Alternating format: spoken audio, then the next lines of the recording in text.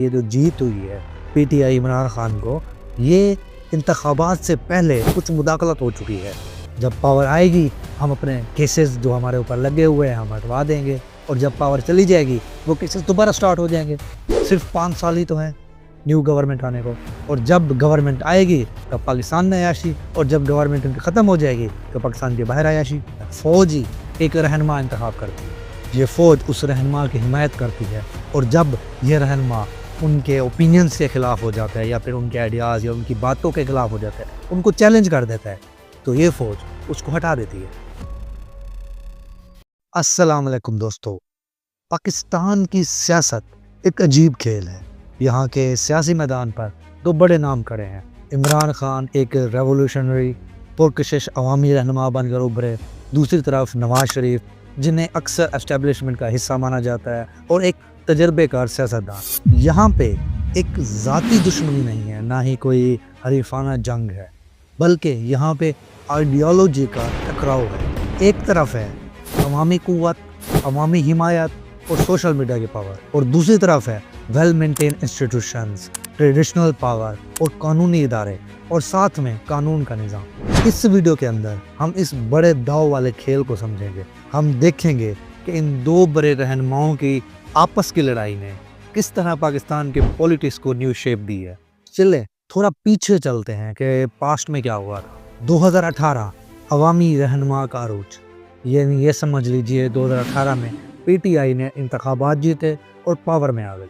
उस वक्त कई बड़े जर्नलिस्ट और पीएमएलएन जैसे कि नवाज शरीफ ये जाहिर कर रहे थे कि ये जो जीत हुई है पीटीआई इमरान खान को, ये इंतखाबात से पहले कुछ मुदाखलत हो चुकी है। यानी ऐसा समझ लीजिए इमरान खान एस्टेब्लिशमेंट के न्यू फेवरेट पर्सन है, यानी ऐसा समझ लें कोई नवाज शरीफ के साथ एस्टेब्लिशमेंट की गड़बड़ हो गई थी। अब इसके बाद डायरेक्ट 2022 में चले, जहाँ पे फ़ौज और अवाम के दरमियान ताल्लुकात में दरार आ गई।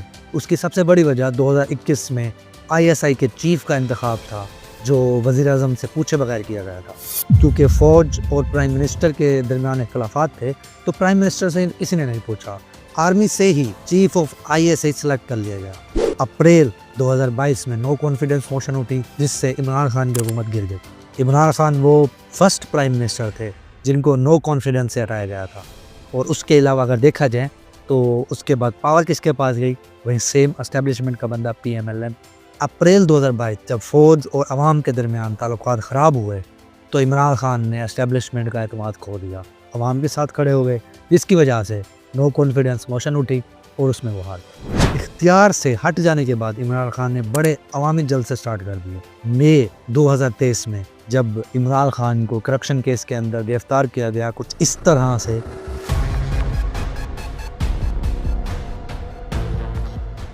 तो अवाम में एक हंगामा सा खड़ा हो गया। आर्मी और अवाम के आपस में लड़ाई हो गई।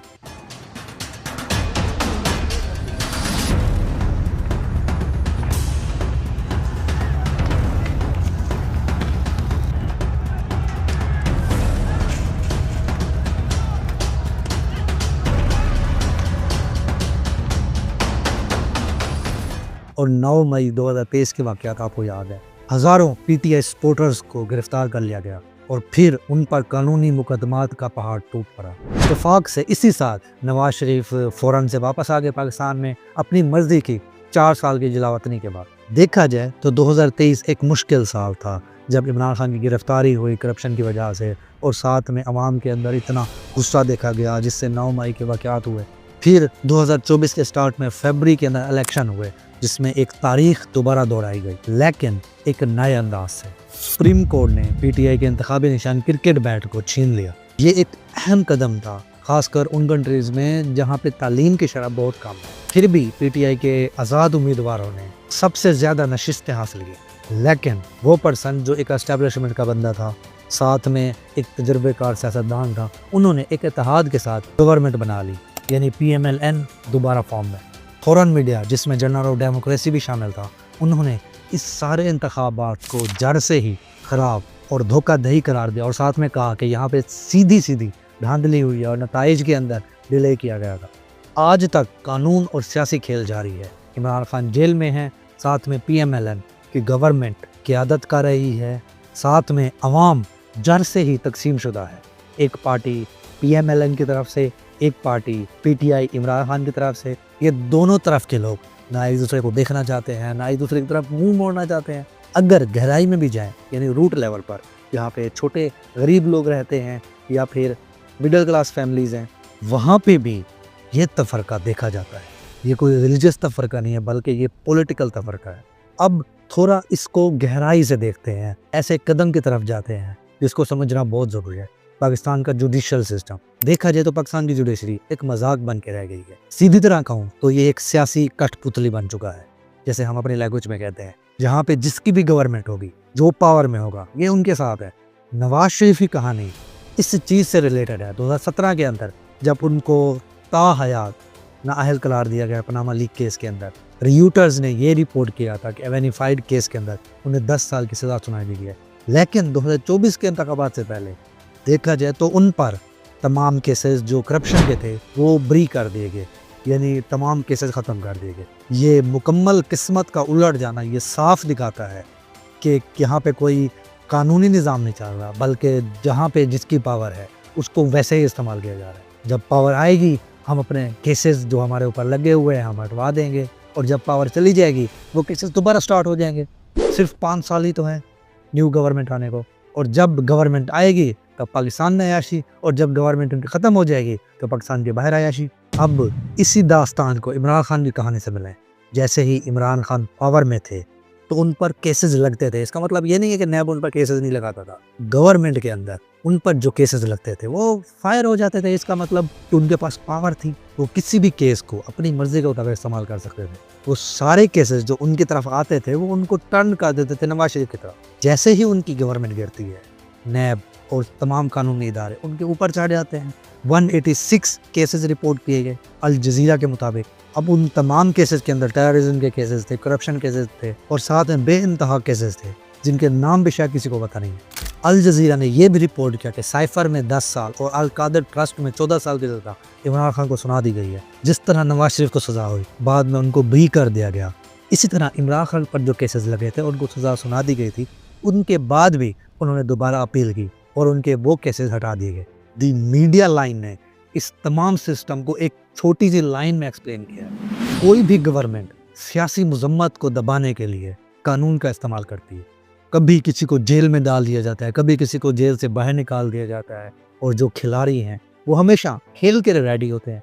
अब ये दोनों हरीफ, दोनों यानी कि एक दूसरे के दुश्मन, एक ही पॉइंट पर लिंक करते हैं, वो है फौजी एस्टेब्लिशमेंट। ये तर्ज अमल क्लियर है जहाँ पे ये पता चलता है फौजी एक रहनुमा इंतखाब करती है, ये फ़ौज उस रहनुमा की हिमायत करती है, और जब ये रहनुमा उनके ओपिनियंस के ख़िलाफ़ हो जाता है या फिर उनके आइडियाज़ या उनकी बातों के ख़िलाफ़ हो जाता है, उनको चैलेंज कर देता है, तो ये फ़ौज उसको हटा देती है।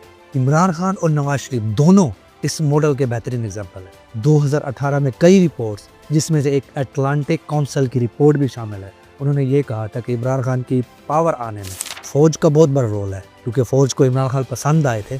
इस वजह से इमरान खान को एक न्यू रहनुमा बना दिया, और इमरान खान को रहनुमा बनाने में एक बहुत बड़ी वजह थी क्योंकि इमरान खान के आइडियाज़ और उस वक्त के एस्टेब्लिशमेंट के आइडियाज़ साथ ही मिल रहे थे। इस वजह से इमरान खान को उस वक्त चुनना फ़ौज के लिए ज़रूरी था, और नवाज शरीफ को इसलिए बैक पुश किया गया क्योंकि उस वक्त नवाज शरीफ फ़ौज को चैलेंज कर चुके थे। अब इमरान खान और आर्मी की ये शराकत 2021 में टूट गई। जैसे पहले भी मैं कह चुका हूँ, ISI के चीफ को सेलेक्ट करने में एक इख्तलाफ था गवर्नमेंट और आर्मी के दरमियान, जिस वजह से 9 मई के वाक़यात हुए, अवाम और आर्मी के दरमियान टकराव हो गया, जिससे सारी मुश्किलात और ज़्यादा कॉम्प्लेक्स हो गई, और फिर इमरान खान को हटा के आर्मी ने PMLN को सिलेक्ट कर लिया। ये दोनों हरीफ इमरान खान और नवाज शरीफ ऐसे समझ लें कि इंस्टीट्यूशंस के दरमियान इख्तलाफात की एक न्यू शेप है।